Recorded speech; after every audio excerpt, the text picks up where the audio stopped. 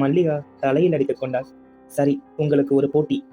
இந்த வடையை செய்யும் பூதத்தை வைத்து என் நாட்டு மக்களை ஒரு வாரத்திற்கு சந்தோஷமாக வைத்திருக்க வேண்டும். நான் உங்களை திருமணம் செய்து கொள்கிறேன் என்றாள். அழகேசனும், அவ்வளவுதானே, என் பூதத்திடம் சொல்லி ஊர் முழுக்க வடையை தர சொல்றேன். அழகேசனோ ஊர் மக்கள் அனைவருக்கும் வடையை கொடுக்க ஆரம்பிக்கிறான்.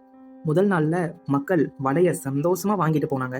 2வது நாள்ல கொஞ்சம் தயங்கிட்டு வடை வாங்கிட்டு போனாங்க. 3வது நாள்ல ஐயோ, மறுபடியும் வடையா என்று ஓட ஆரம்பித்தார்கள். ஊர் மக்கள் அனைவரும் வடையை கண்டு வெறுத்து போனாங்க. அழகேசனுக்கோ என்ன செய்யறதுனே தெரியல.